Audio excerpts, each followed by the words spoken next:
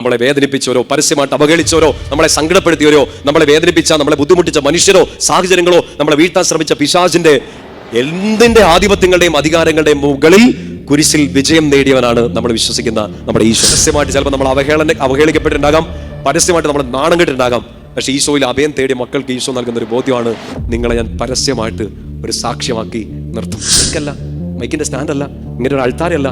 ജീവിതത്തിന്റെ ക്ലേശങ്ങൾ നിങ്ങളെ സുവിശേഷ പ്രഘോഷകരാക്കി മാറ്റും. കാരണം ആ ക്ലേശങ്ങളിൽ നിങ്ങൾ ഈശോയെ തള്ളിപ്പറയാതെ എന്നെ ഈശോ പരസ്യമായിട്ട് ഉണർത്തും, സാക്ഷ്യമാക്കി മാറ്റുമെന്ന് നിങ്ങൾ പറഞ്ഞ് പിടിച്ചു നിന്നാൽ you are becoming an evangelist. നിങ്ങളൊരു സുവിശേഷ പ്രഘോഷകൻ, സുവിശേഷ പ്രഘോഷയാകുകയാണ്.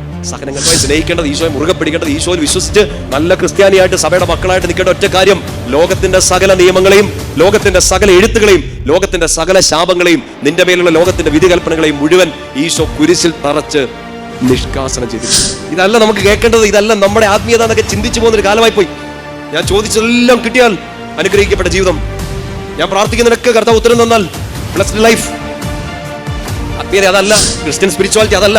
പക്ഷെ അത് ജനത്തിന് വേണ്ടാത്ത ഒരു കാലത്തേക്കായി പോയി. നമ്മൾ ചോദിച്ച ഉടനെ കിട്ടണം, ചോദിച്ചത് 10 ഇരട്ടിയായിട്ട് കിട്ടണം, ഉത്തരം കിട്ടിയില്ലേ അടുത്ത സ്ഥലം തേടി പോകണം, അതിനെ സാക്ഷ്യപ്പെടുത്തണം. ഇതല്ല കർത്താവിന്റെ സുവിശേഷം. നീ കീറി മുറിഞ്ഞു നിൽക്കുമ്പോഴും എന്നെ കർത്താവ് നോക്കിക്കോളൂ എന്ന് പറഞ്ഞ് പരസ്യമായിട്ട് കർത്താവിനെ ഇല്ലായ്മകളിൽ എടുത്തു പറയാൻ പറ്റുന്നവനാണ് യഥാർത്ഥ സാക്ഷി.